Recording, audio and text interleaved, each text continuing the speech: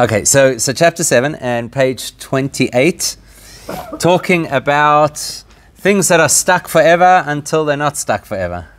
Right? That's basically what we've discussed. So we've introduced the principle of Kedusha versus Klippa, that there's the holy element of the world and there is the unholy, or even, how shall we say, antithetical to holy areas of the world.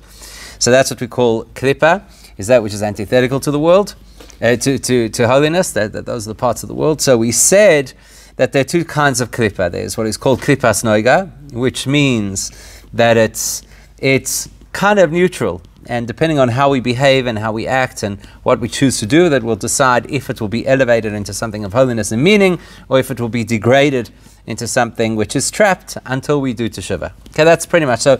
So by the way, that was obviously a clue because we did learn that. So the example was, let's say a person eats food and the food is kosher, which means that if it's Klippas Noiga, it is susceptible to holiness and susceptible to being elevated, but the person's intention was not necessarily a holy intention. So at that point, the food drops down into a level that is not exactly holy. However, if shortly afterwards the person switches and decides that they're actually going to use the energy of that food to do a mitzvah, to serve Hashem, to learn Torah, etc., so that will immediately elevate the food to a higher state, to a holy state, and that's why it is called heter. Heter means something which is unbound, it's not stuck in any reality.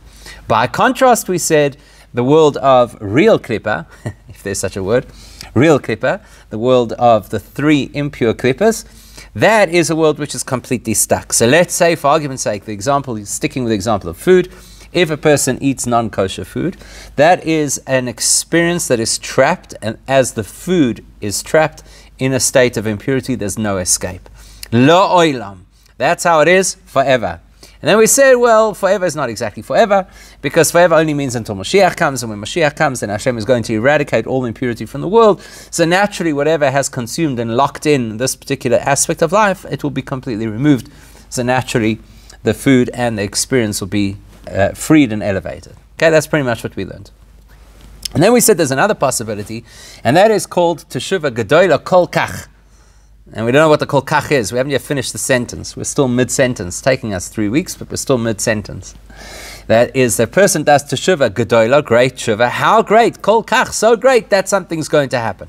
So last week, we said if we want to understand what this is, we need to understand a little bit more about what sins are and what Teshuvah is. Because if we don't have working definitions for those things, then we can't really get to understand what this great Teshuvah is that we're talking about. So there's another layer to that conversation around Teshuvah and around sin that we began last week, which is going to be extremely relevant this week. To understand what we mean when we say there's this mega Teshuvah that a person could do that unlocks that which should never be unlockable.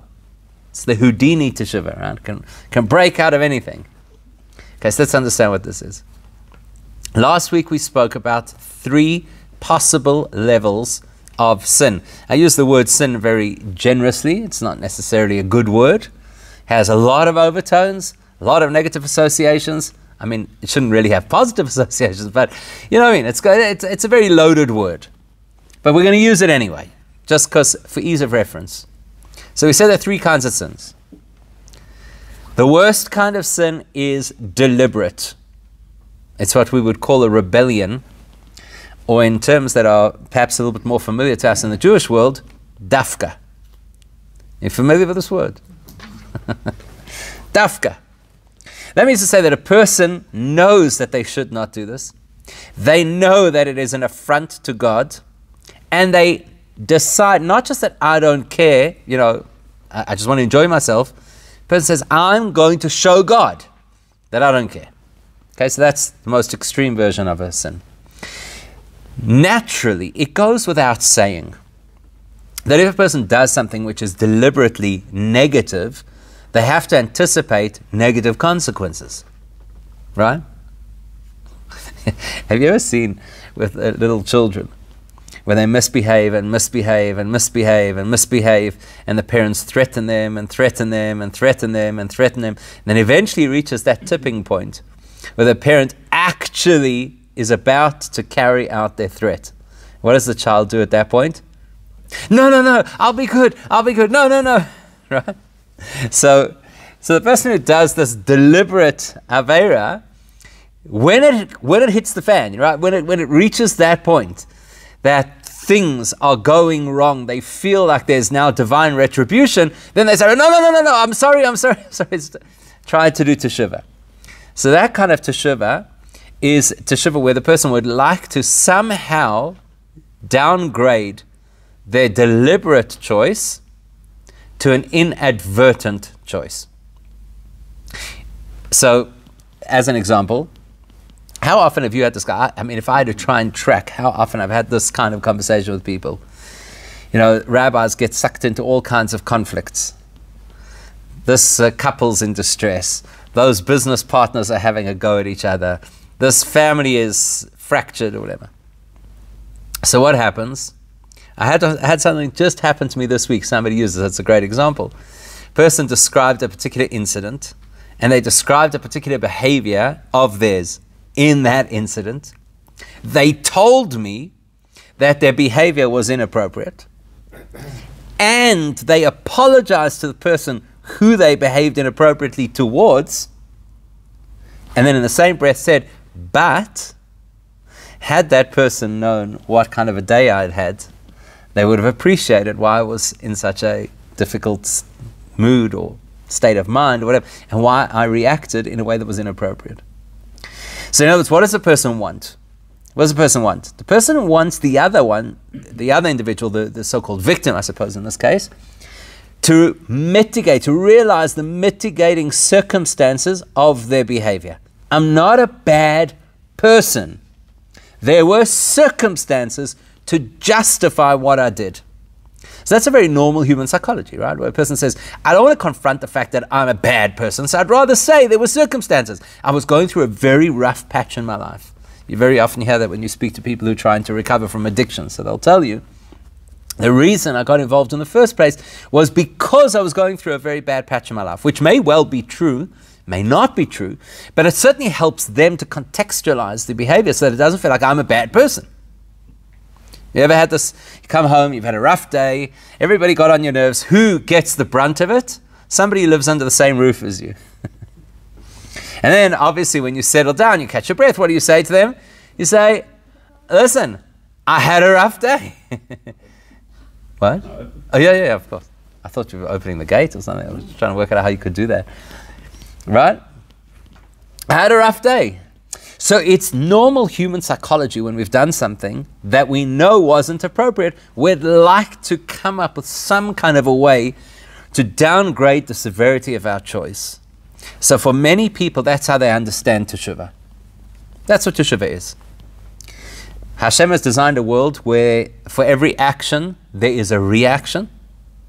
In fact, to use a scientific expression, for every action, there is an equal opposite reaction. In Talmudic language, we call that midah keneged midah, that Hashem does things measure for measure. The way that we behave is the kind of thing that comes back at us. And in Eastern philosophies, they'd call that karma.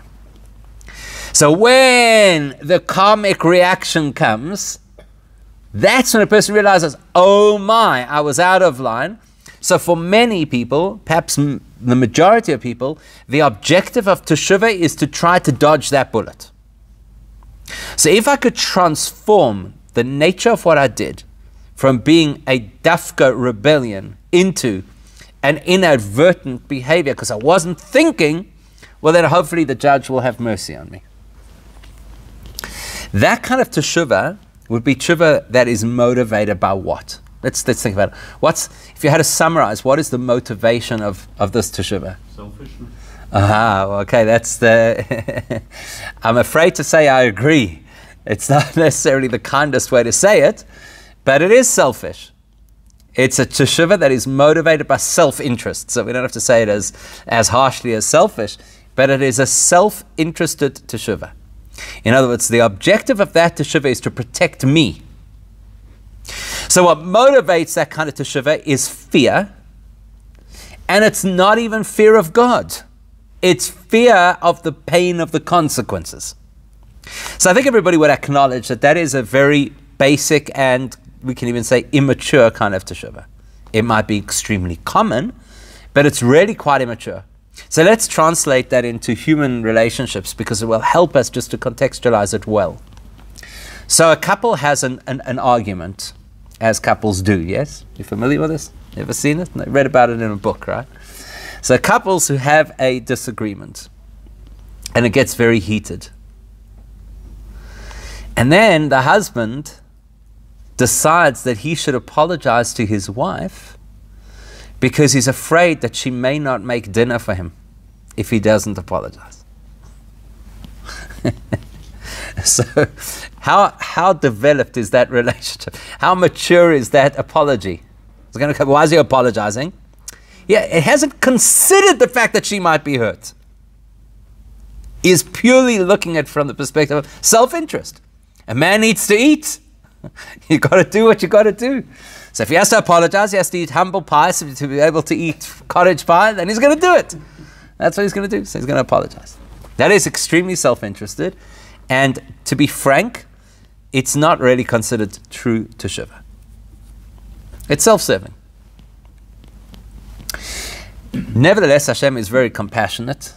And so Hashem will accept a person who does Teshuvah on that basis. Of course, it would still have to qualify as Teshuvah, which means the person would have to still go through all the steps of Teshuvah, which is verbal confession, remorse, and some undertaking not to repeat the behavior in the future. So it can't just be an apology, an empty apology, buy a bunch of flowers. I'm sure you must have seen, there was a cartoon years ago with a florist that had different bunches of flowers. There was the apology flowers, and there was the forgot your birthday flowers, and So you can't just get the apology flowers. There's steps that a person has to take in order to rectify, in order to, I'll give you, even as an example, many people look in the Torah and they see that there was a sin offering in the time of the temple. There was a sin offering. And people think, wow, that's wonderful. Amazing. So you do a whole lot of things, and then you just bring a sheep or a goat or whatever it is, and that's it. You're good to go. Reset the counter to 0. X amount of days without incident. So one thing that's clear is that the sacrifice, the sin offering, was completely impotent until the person did Teshuvah. It was only a mechanism to take the Teshuvah to fruition, but it didn't replace Teshuvah. So when a person brought that offering, they had to make a confession, and they had to have the right intention right across the board of all offerings, and offering only works if you have the right intentions. So, you can't just give the I'm sorry bunch of flowers. And because Hashem is so compassionate, even though the person is motivated by self-interest, Hashem will accept their Teshuvah to the extent that they will no longer have to suffer the consequences. Okay, so the example we used last week, the guy slips in the mud, falls and fractures his wrist. So what happens? No one blames him, nobody holds anything against him. He still has a fractured wrist. He still has dirty clothes. Still got to deal with that. So there's another kind of Teshuvah. What's the other kind of Teshuvah? There's a much more mature version of Teshuvah. So the husband and wife have their massive argument. Now they're both giving each other the silent treatment, which is interesting because you do wonder if silent treatment is really a consequence for a man. He's actually quite pleased. Thank God the shelling has stopped. It's quiet again.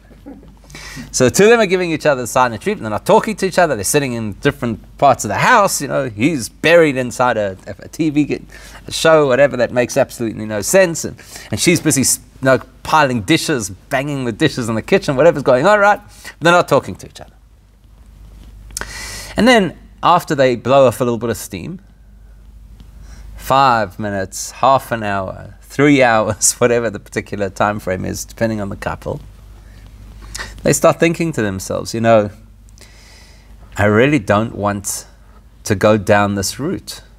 I really don't want to have that kind of relationship that's so volatile and so explosive and so strained. I don't know. This is the person I value in my life more than anybody.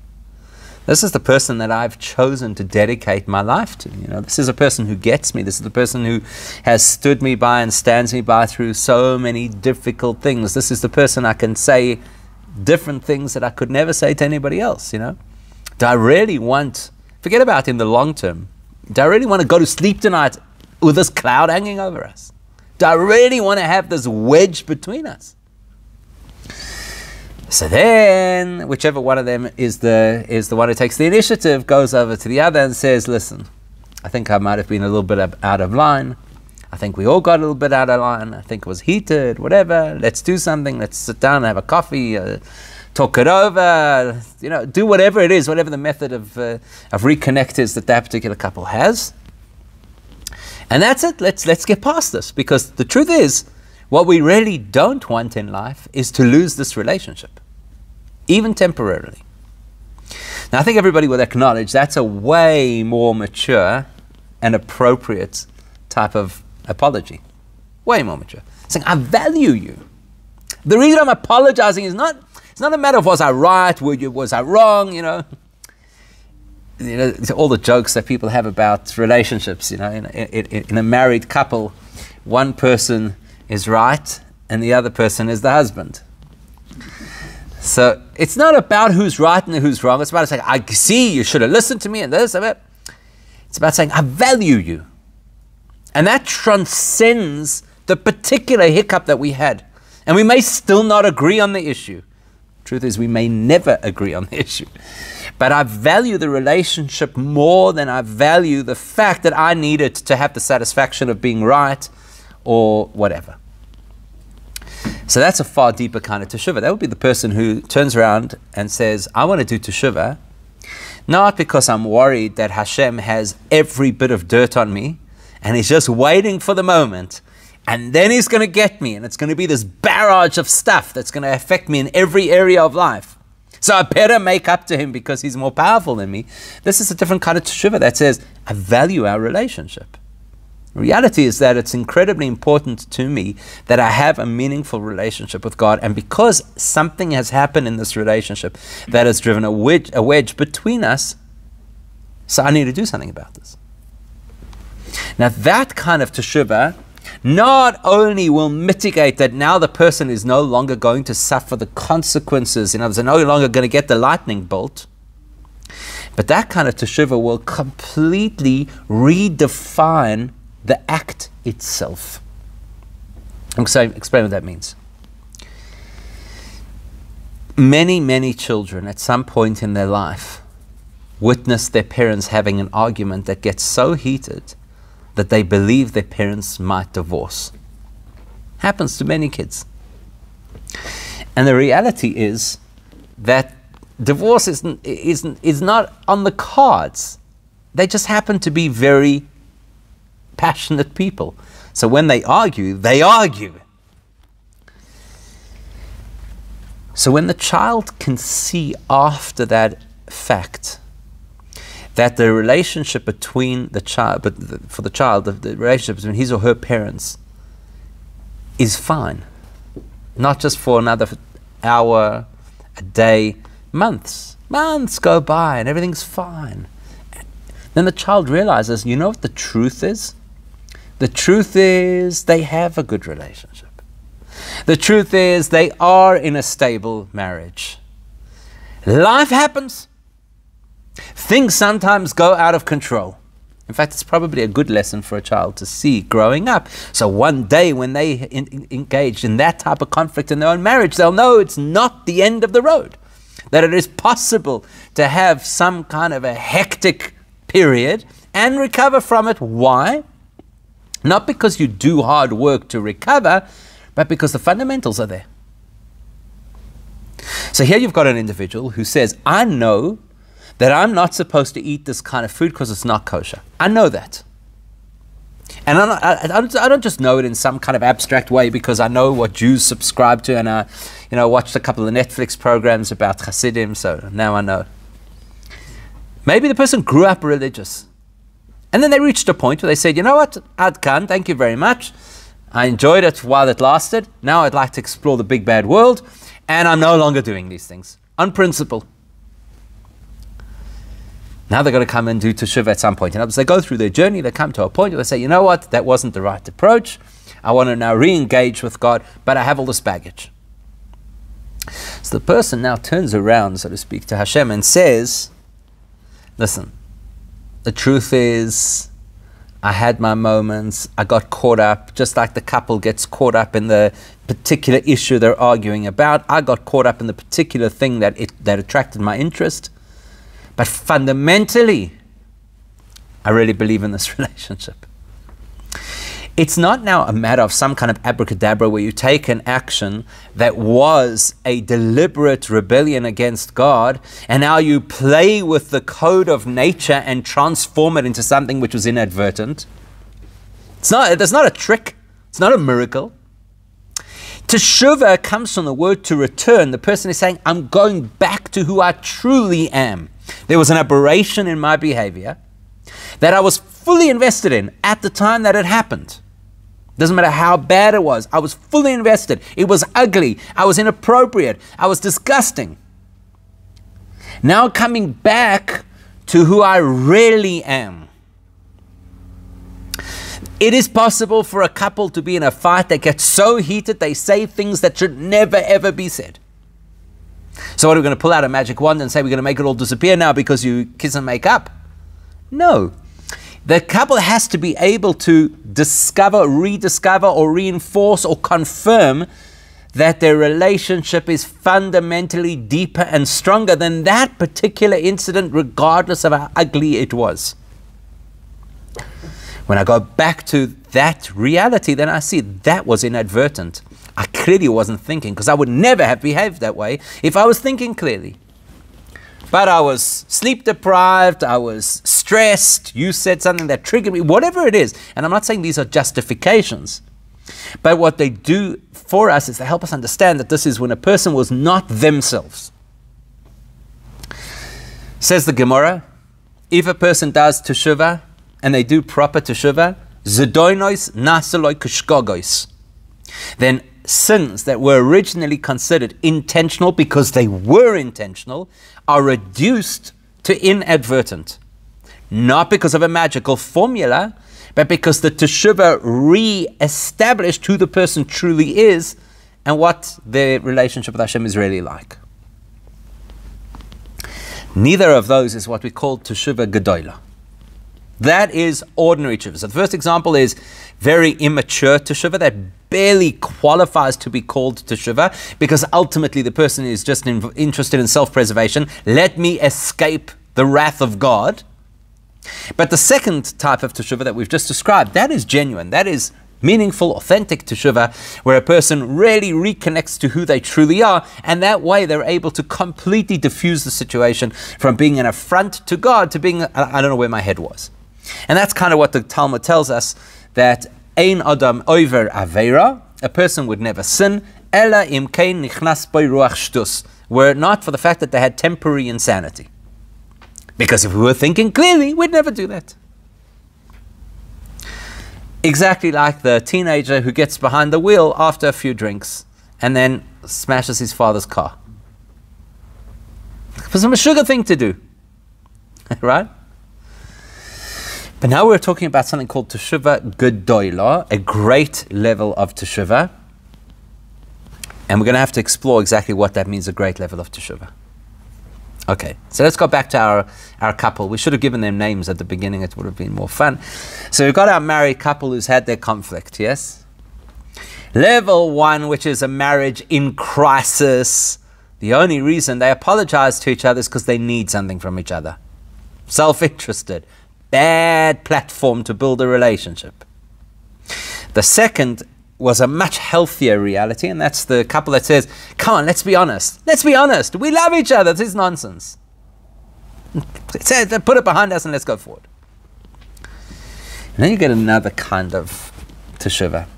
So what happens if a couple goes through a crisis, a true crisis?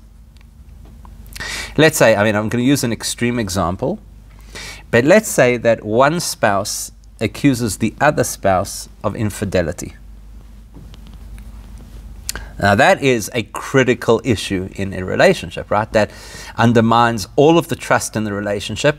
And most people will tell you can't really reconstruct that trust now, because if it's true, if the allegations are true, the trust is lost. If the allegations are untrue, the trust is lost. Is that what you think of me? You don't trust me. So quite a number of years ago, many years ago, when I was, so to speak, a newbie rabbi, I actually had to deal with a case. It was fascinating. It was a fascinating case because that's what had happened in this particular relationship. There was this very major breakdown of trust. And it didn't seem that there was a way to work them through it. Didn't seem there was a way. And eventually what brought them back together, it's like the verse says, and we read it on Yom Kippur, we read it on Rosh Hashanah, Zacharti lo chesed ne'urayich avas krulosayich.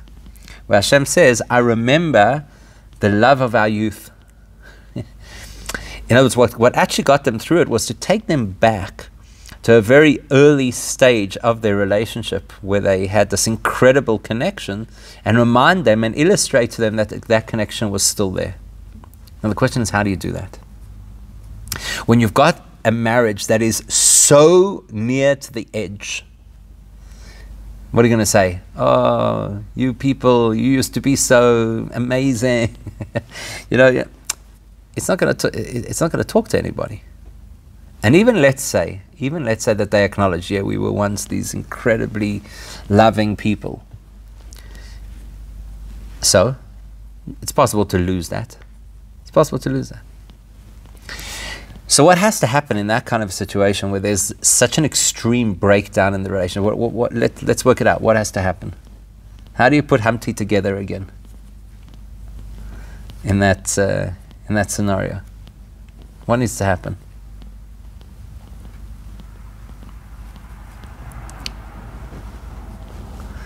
See, the reason that there's this awkward silence is because people think, is it possible? Is it actually possible? You need to take responsibility. So that would be equal across all types of teshuvah, right? The person has to take responsibility. That's what we call remorse, right? Okay, so take responsibility means to acknowledge the responsibility that the individual has in this particular mess, right? I did this, and it was inappropriate, and you were hurt by it, right? So it's totally own the negative aspect of it, okay? And then what? What do you do next? So everyone's going to say, you go for therapy. Which is basically to defer the answer to the professionals. Why do I have to answer the question? Go for therapy. The therapist will tell you what you got to do. So what's going to be the key? What's going to be the key to the future of this couple? They've literally reached the brink there. They almost fell off the cliff. An intervention. Okay, and what's the nature of an intervention? Okay, so there'll be an intervention. What's the nature of the intervention? That's saying therapy, basically. Right? We're the therapists. Okay, so you're saying a step before therapy is an intervention. Okay, so right, we're going to be the people who intervene. What do we need to do? Commitment to not do it again. Okay, so we're going to go forward. We're going to have to get their commitment to two things. You've said, right? You've got a commitment to two things. Number one, there has to be a commitment not to repeat the offense, and number two, there has to be a commitment to work on things. Because you can't only just band-aid what went wrong, right? You've got to work on things. Okay, so now we're getting more to the crux of what this is. What does that mean to work on things? What does it, I feel that that's often, very often, what people are told in a very difficult stage of their lives is that they have to work on things. I'm not sure that people are always told what that means, to work on things. So what does it mean to work on things? And sorry to put this out there, but people are very good in crisis mode at making commitments that they are unable to honor in normal mode. Which basically means that people make all kinds of commitments that they're going to do forever, and then after 3 months they're unable to continue. So what do we tell people? How do you make up? How do you work on this? How do you know? So the wisdom of Torah says as follows. We've already touched on the fact that there has to be an ownership of the person's contribution to the mess. And what's important about that is it's quite likely that there's ownership on both sides. Again, a person can't justify a particular behavior because something wasn't, so to speak, satisfactory in their relationship, whatever. Just forgot to say, somebody says over here that there needs to be a level of forgiveness where the trust recognizes that a new heart was born. Okay, I'm not sure how you know that. I'm not sure you know that, right? So it's a powerful message. I'm not sure how you know that. Maybe that's really the question I'm asking. So when you take ownership of something, how does it feel? How does it feel when a person honestly takes ownership of a mess? Let's move away from the couple for a moment, and let's use a different example where it might be easier to quantify. So let's say an individual has a business. It's their own business. And their business has been running for X amount of years fairly successfully. And then they make one poor business decision that causes massive trouble to their business. And that one decision, which could have literally been one deal, may take months or years to recover from. So how does a person take ownership? What does it feel like when that business owner takes ownership of the fact that they made this bad decision that had so much impact, negative impact on their business? Can be humbling. Humbling. So what does that feel like? It feels humbling, yes? Which is correct. I think I would agree with that. Feels humbling. What else? What else does it feel? I think there's a sense of relief. Ah, Actually, that's you've interesting. probably been holding on, and ultimately. Okay, that's interesting. So you're saying the fact that the person can take ownership of it brings a sense of relief. And I do think that's true. There's a liberating element to being able to actually take responsibility for something. That's true. What else? What else do you feel?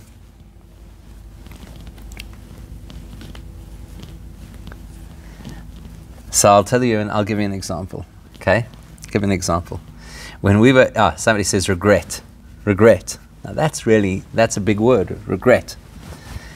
When we were in yeshiva, somebody once used the following example to illustrate what regret feels like. You know, a person could regret sending the wrong WhatsApp message to the wrong person. You could regret that. It doesn't feel great. But the new mother who puts her baby in the bath when the bath is too hot, that's regret. Right? It's an extreme example, right? I'm not saying hot enough that the baby has to go to hospital. It's like hot enough that the baby cries. How does that person feel? That person feels this burning sense of regret. It's not just regret as, that wasn't a good thing. This is a searing sense of regret that cuts through your soul. It is so powerful that there's no way you could ever do that again. Ask any majorly successful business person, and they'll always tell you some variation on the theme that you're not wealthy till you've lost your first million. In other words, what they're saying is that they learned so much from the pain of their worst decisions. In fact, if you do a study, most people learn from failure. Very few people learn from success. So the person who has that major failure, apparently we broke up for a little bit, probably because the lights came back on, so the internet probably. That's why you got to be here in person. What must I tell you? So now I'm supposed to know when I broke up and what I've got to fill in. So anyway, so that pain of regret in the business person who made that decision that almost lost them their business, they will live with the feeling of that pain as their greatest motivator for the rest of their life, the rest of their business career.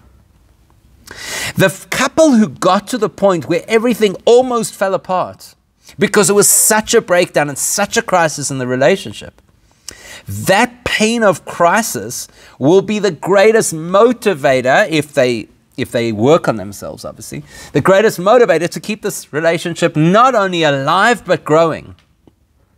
Because if there's one lesson that a person should learn from any failure, it is that complacency is the enemy. How do people mess up in their life? Because they're complacent, because they don't believe that it's going to have major fallout. They don't believe it's going to have a real issue, you know. How does a marriage reach that point of implosion? Because there was complacency. That's usually what happens. You start to take things for granted. So the one thing they have to work on is that you have to work on it. In other words, the one thing you have to learn is that life is climbing up the down escalator. So if you don't keep pushing, and you don't keep trying, and you don't keep learning, and you don't keep investing, expect further collapse in the future. So now what happens, and this is so often the case, just as it is with a business person who, after they lost their first million, that's when their business really took off, or whatever it is that all these inspiring business leaders tell us. Which is the couple that has the strongest bond? The couple that fought its way through a crisis. Doesn't have to be a devastating crisis in the relationship. Might be a different crisis. Maybe they went through years of financial trouble in it, and it pulled apart at their relationship. Maybe they had a family issue. Maybe they had a health issue. Who knows what it is? But it's in exactly those circumstances where so many people fall to pieces. Those who don't fall to pieces emerge far stronger and more solid than their peers. Why? Because the pain taught them how much they actually love each other. The fear of loss, or the potential of loss, didn't just illustrate to them this is who we are, the fundamentals are good. It reminded them this is where I want to put my energy, this is where I want to invest. This is my priority. Maybe I temporarily lost sight of the fact that this is my priority, but it is my priority. This is what I love more than anything else in the world. Or who I love more than anything else in the world. What I value more than anything else in the world. In other words, it's the failure that becomes the fuel for the incredible success that follows.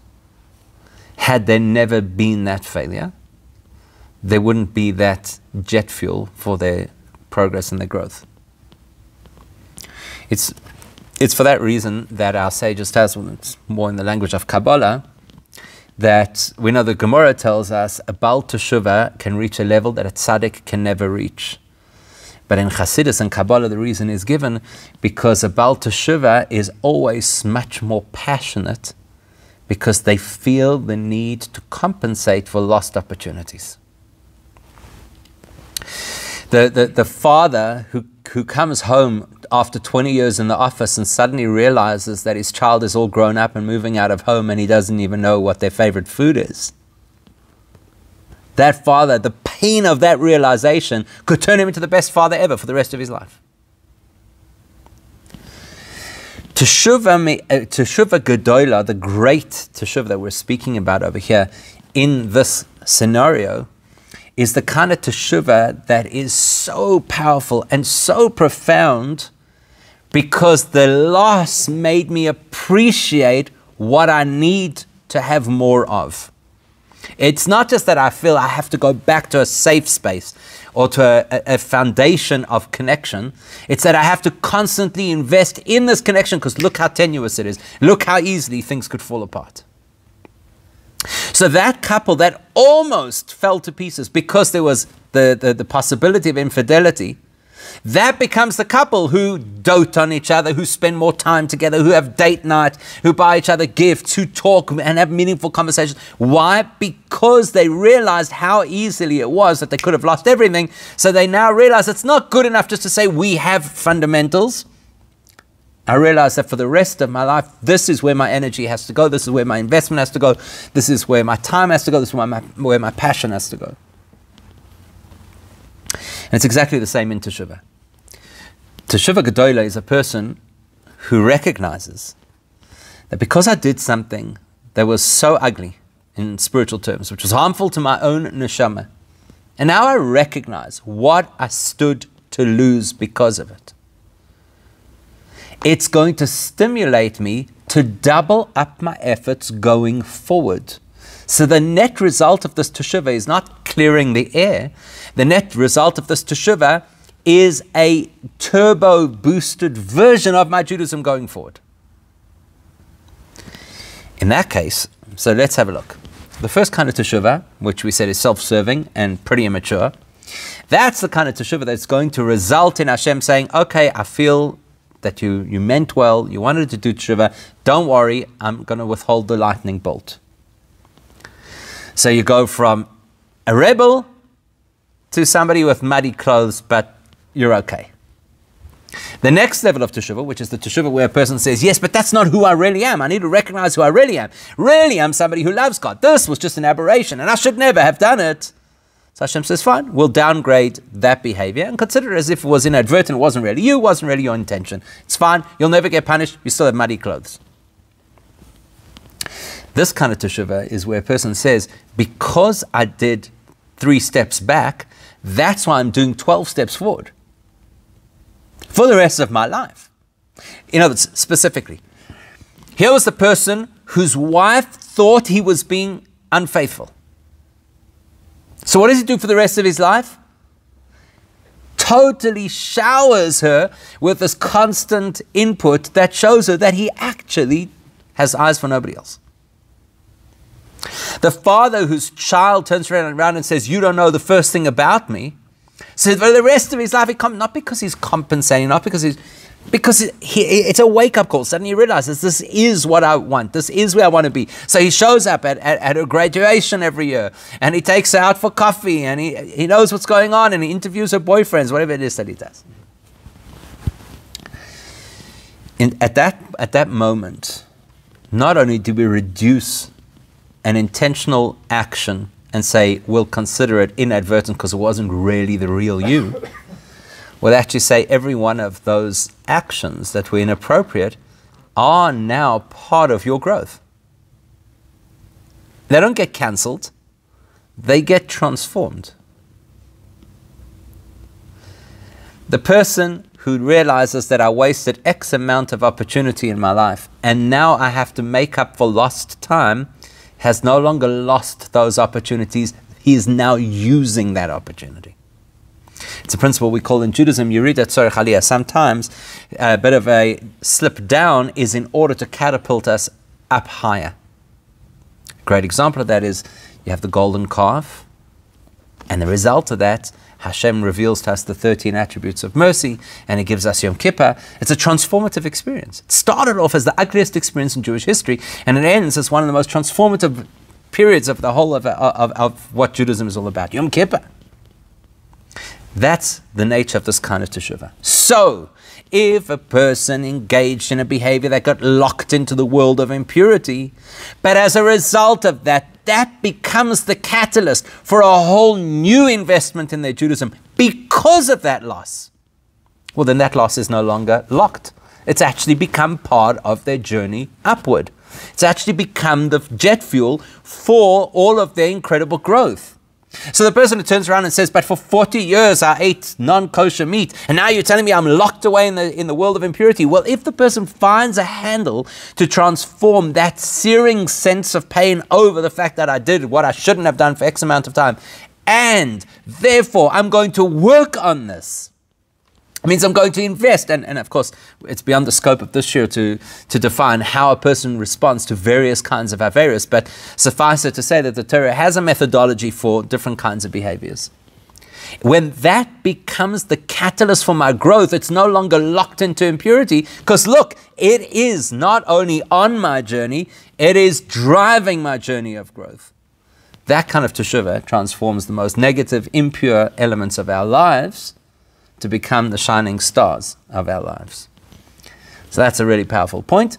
And well, obviously it will be after Pesach, but the next part of the Tanya, he gives us a very brief description just of what this teshuvah looks like, and then he leaves it for other parts of Tanya much later on to revisit it in greater detail.